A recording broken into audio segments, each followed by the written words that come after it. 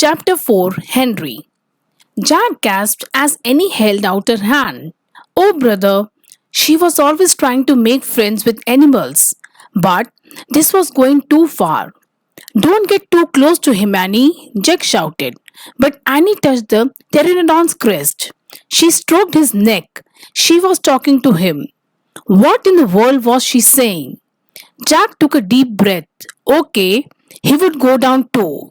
It would be good to examine the creature. Take notes like a scientist. Jack started down the rope ladder.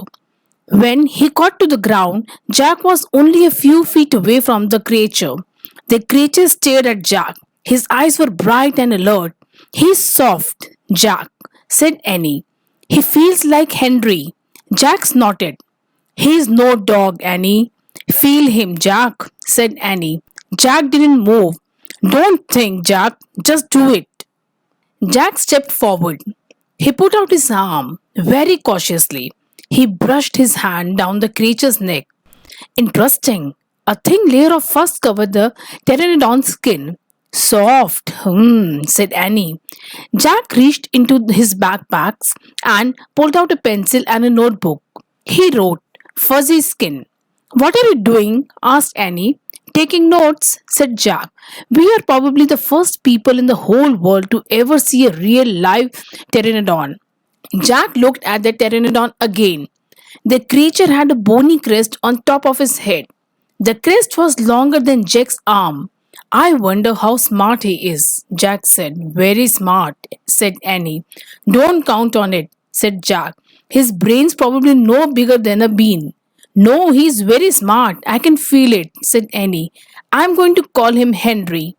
Jack wrote in his notebook, small brain. Jack looked at the creature again. Maybe he's a mutant, he said. The creature tilted his head. Annie laughed. He's no mutant, Jack. Well, what he's doing here then? Where is this place? Said Jack. Annie leaned close to the pteranodon. Do you know where we are, Henry? She asked softly. The creature fixed his eye on Annie. His long jaws were opening and closing like a giant pair of scissors. Are you trying to talk to me, Henry? Asked Annie. Forget it, Annie. Jack wrote in his notebook. Mouth like scissors. Did we come to a time long ago, Henry? Asked Annie. Is this a place from long ago? Suddenly she gasped. Jack? He looked up. Annie was pointing toward the hill. On top stood a huge dinosaur. Chapter 5 Gold in the Grass. Go, go, said Jack. He threw his notebook into his pack. He pushed Annie toward the rope ladder. Bye, Henry, she said. Go, said Jack. He gave Annie a big push. Quit it, she said, but she started up the ladder. Jack scrambled after her. They tumbled into the treehouse. They were panting as they looked out the window at the dinosaur. He was standing on the hilltop eating flowers off a tree. Oh man, whispered Jack. We are in a time long ago. The dinosaur looked like a huge rhinoceros, only he had 3 horns instead of 1. 2 long ones above his eyes and 1 on his nose. He had a big shield-like thing behind his head. Triceratops, said Jack. Does he eat people? Whispered Annie. I'll look it up. Jack grabbed the dinosaur book. He flipped through the pages. There, he said. He pointed to a picture of a triceratops. He read the caption. The triceratops lived in the late Cretaceous period. This plant-eating dinosaur weighed over 12,000 pounds. Jack slammed the book shut. Just plants, no meat. Let's go see him, said Annie. Are you nuts? Said Jack. Don't you want to take notes about him? Asked Annie. We are probably the first people in the world who ever see a real live triceratops. Jack sighed. She was right. Let's go, he said. He shoved the dinosaur book into his pack. He slung it over his shoulder and started down the ladder. On the way down, Jack stopped. He called up to Annie. Just promise you won't pet him. I promise. Promise you won't kiss him. I promise. Promise you won't talk to him. I promise. Promise you won't. Go, go, she said. Jack went. Annie followed. When they stepped off the ladder, the pteranodon gave them a kind look.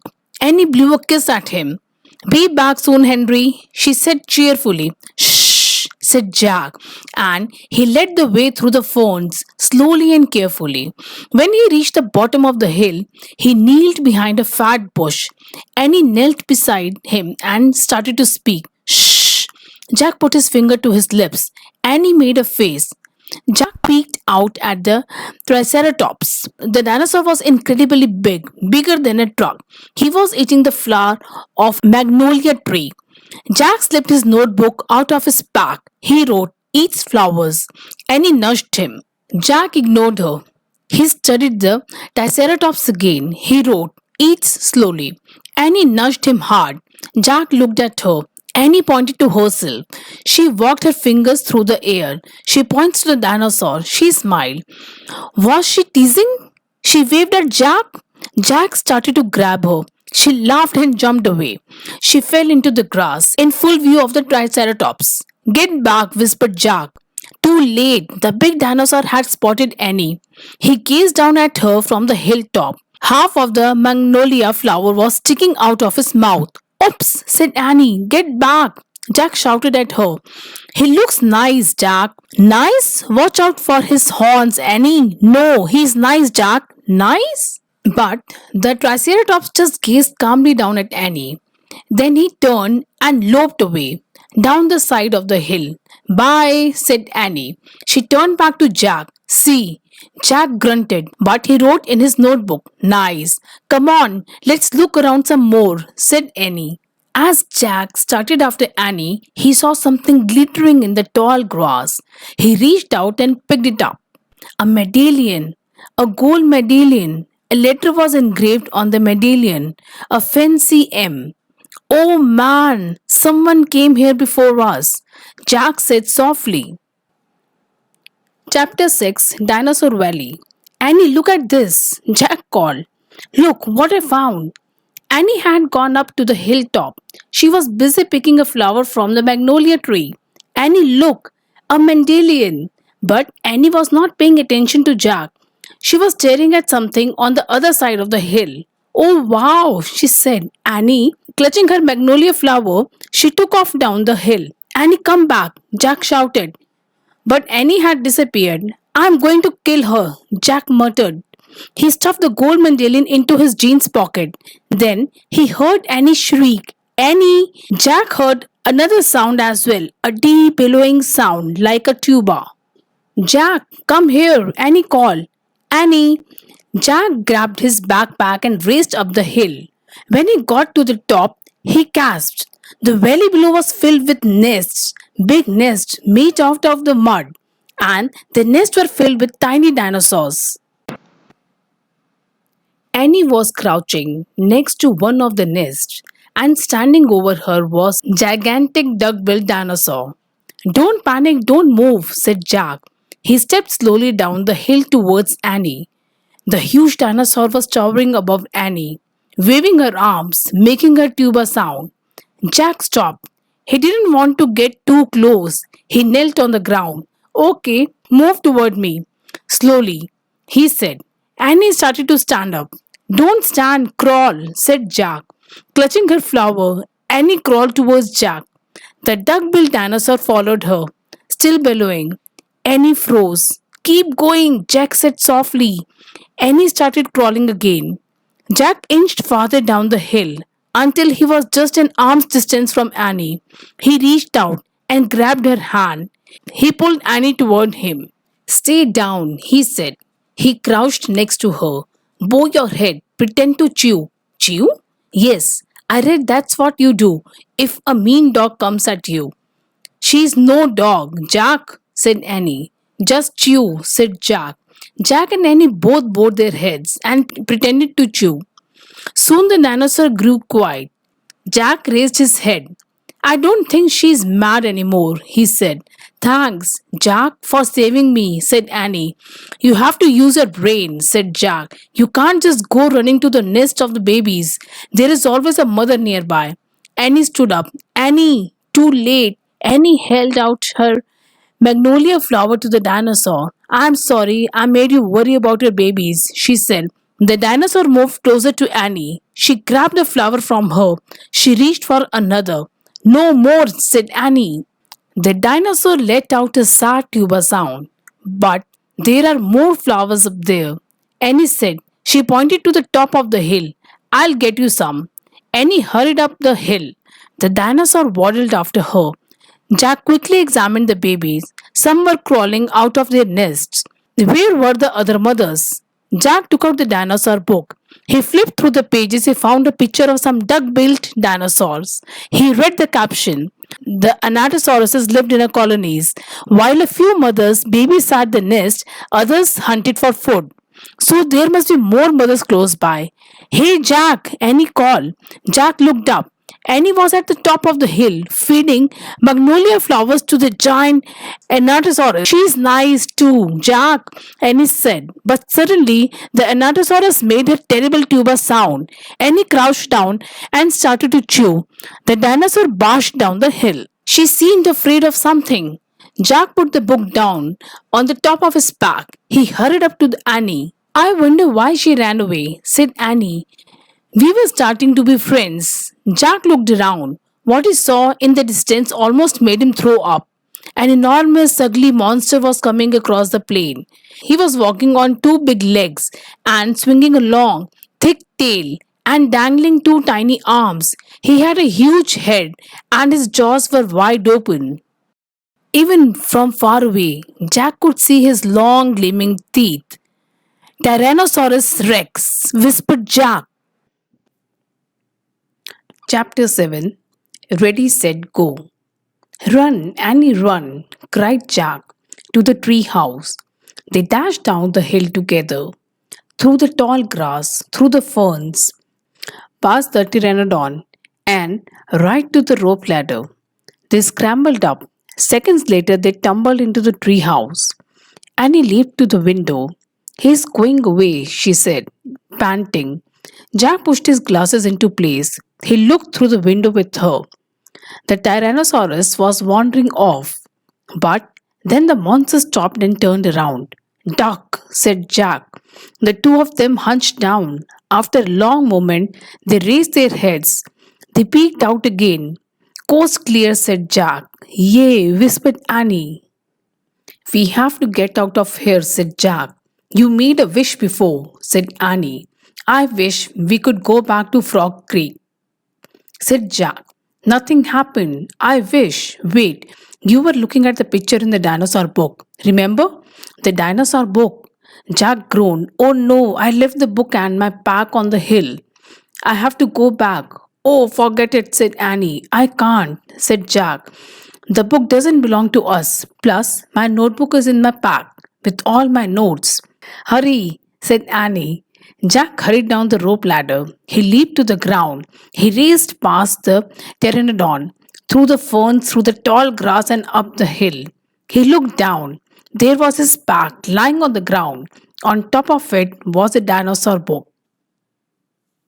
But now the valley below was filled with Anatosaurus, all standing guard around the nests. Where had they been? Did the fear of the Tyrannosaurus send them home? Jack took a deep breath.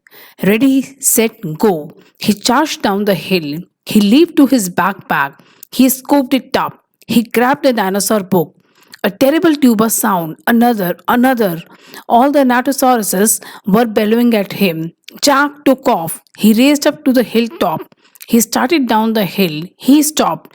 The Tyrannosaurus Rex was back, and he was standing between Jack and the treehouse. Chapter 8 A Giant Shadow. Jack jumped behind the magnolia tree. His heart was beating so fast he could hardly think. He peeked out at the giant monster. The horrible looking creature was opening and closing his huge jaws. His teeth were as big as steep knives. Don't panic, think. Jack peered down at the valley. Good. The duck-billed dinosaurs were sticking close to their nest. Jack looked back at the Tyrannosaurus. Good. The monster still didn't seem to know he was there. Don't panic. Think. Maybe there's information in the book. Jack opened the dinosaur book. He found Tyrannosaurus Rex. He read, Tyrannosaurus Rex was the largest meat-eating land animal of all time. If it were alive today, it would eat a human in one bite. Great, the book was no help at all.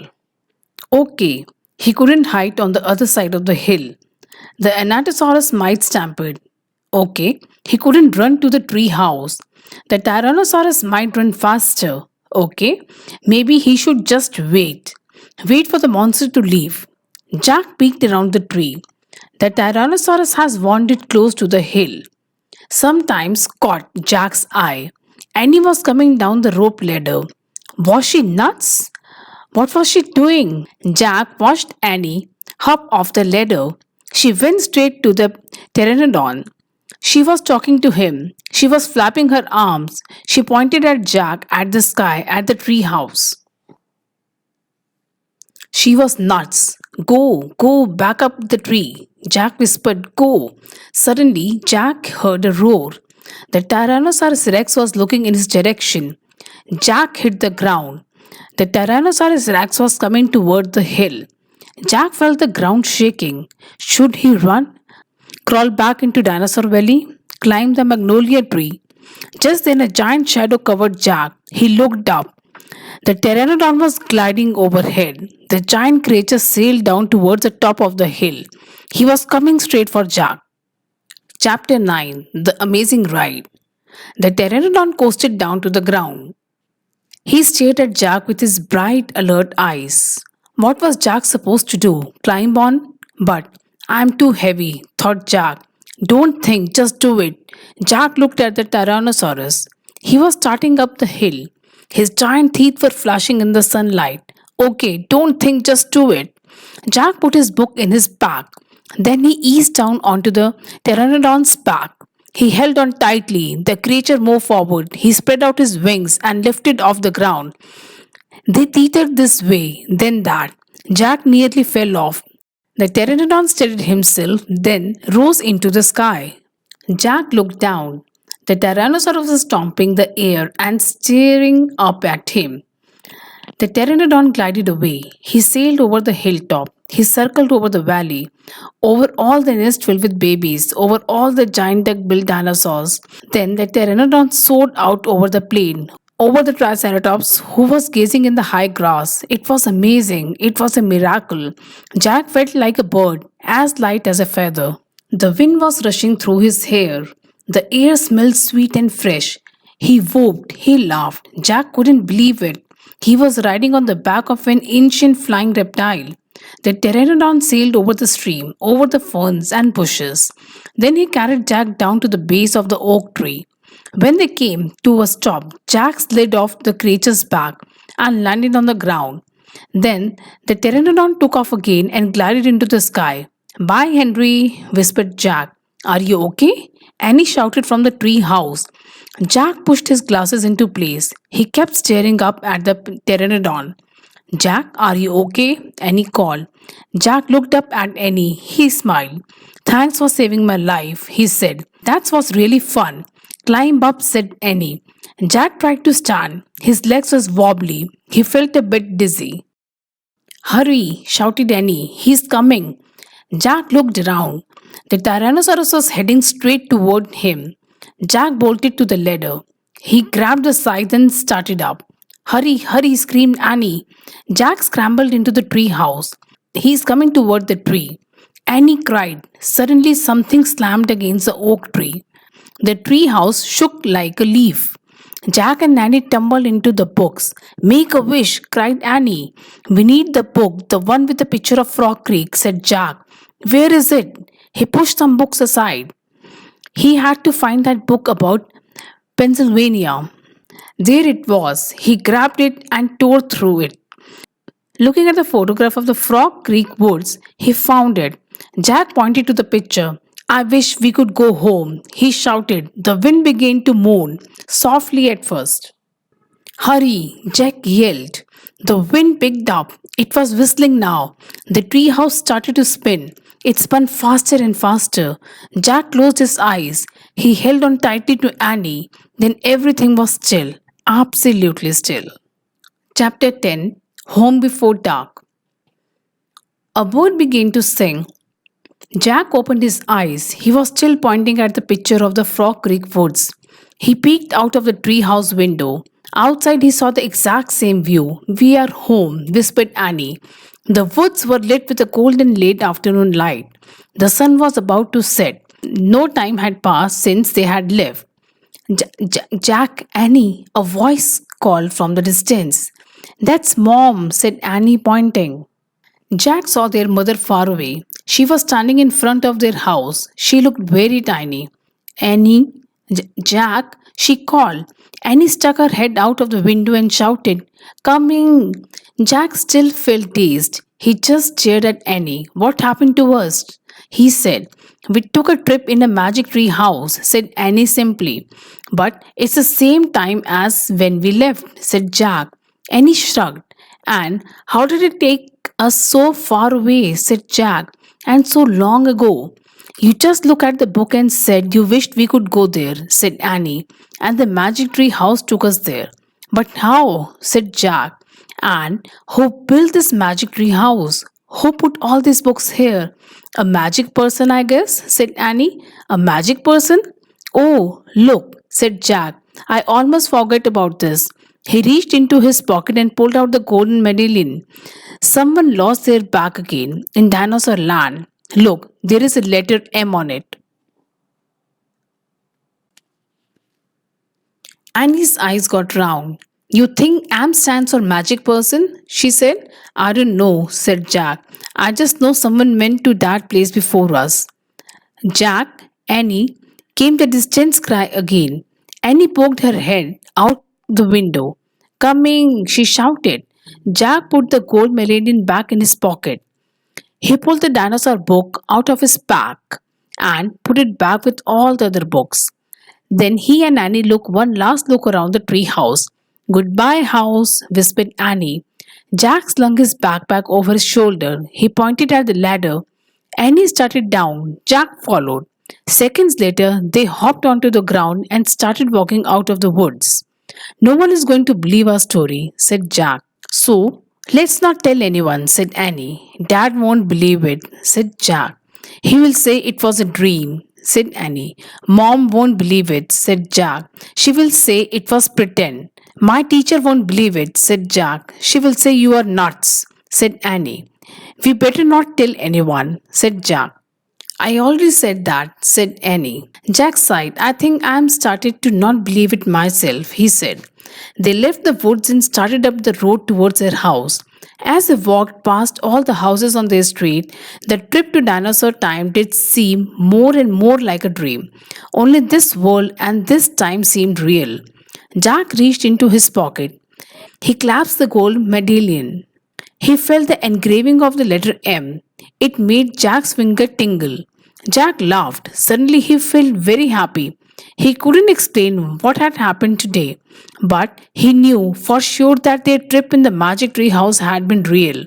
Absolutely real. Tomorrow, Jack said softly, we will go back to the woods. Of course, said Annie. And we will climb up to the tree house, said Jack. Of course, said Annie. And we will see what happens next, said Jack. Of course, said Annie. Race you. And they took off together, running for home. This is the end of the volume 1, Dinosaurs Before Dark.